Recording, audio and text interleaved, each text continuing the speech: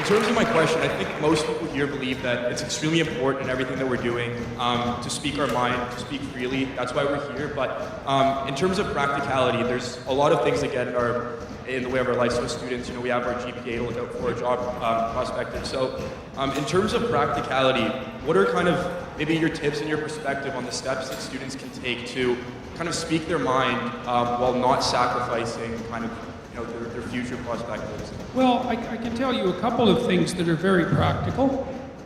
Don't write in your essays what you think the professor wants to hear. There's absolutely no excuse whatsoever for doing that.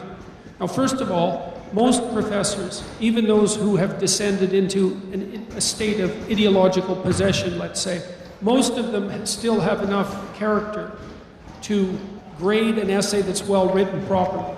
So you're actually taking less of a risk than you would think by stating what you have to state. But look, if you start practicing when you're in university, when the stakes are rather low, pandering to the audience, let's say, and saying what you think will get you by, you're going to train yourself to do that.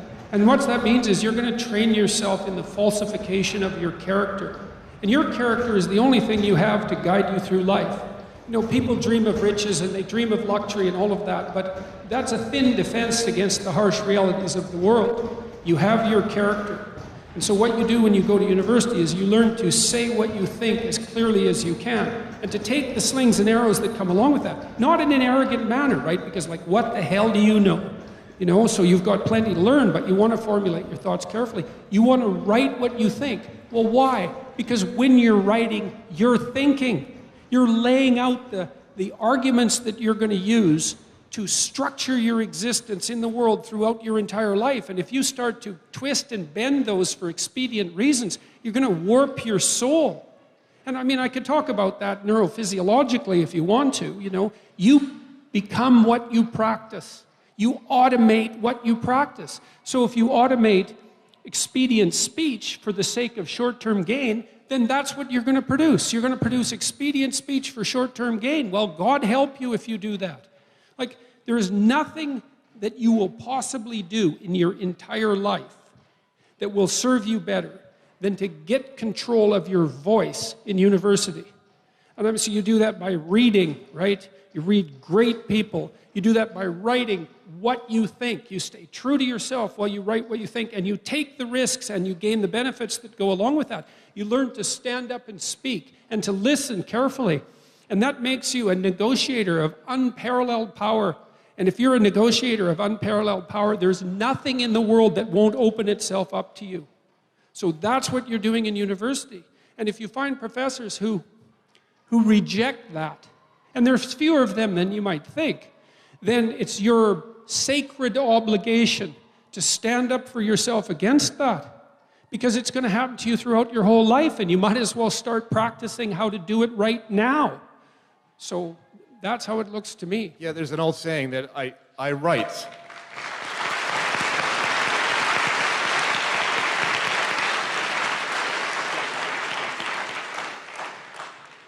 I write in order to know what I think. And you'll note how compelled speech interferes in that process, yes? So well, the idea that you have to write what your professor wants is a form of compelled speech. It's like, I really do believe that this is a fundamental issue. As a therapist, say, when I'm trying to help someone set their life straight, I do my best not to compel their speech. And the reason for that is quite clear. It's like, you have your destiny with all its attendant triumphs and sufferings, and it's on your shoulders.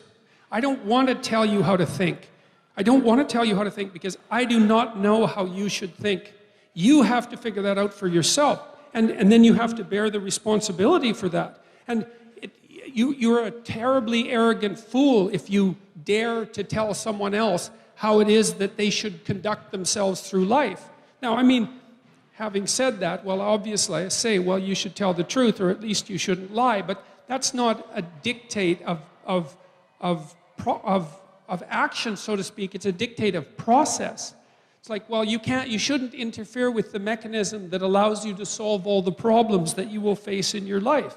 And you come to university maybe to prepare for a profession, you know, and to set yourself up economically. But to set yourself up economically properly. I don't care what your profession is going to be. There is no one who is more powerful than someone who can communicate. It doesn't matter what the field. It doesn't matter if you're a plumber or a politician. If you can formulate your thoughts clearly, if you can conduct yourself honorably in your action and your speech, if you're articulate and careful, then the world opens itself up to you. You have an unlimited horizon of possibility. So, Thank you very much. yeah.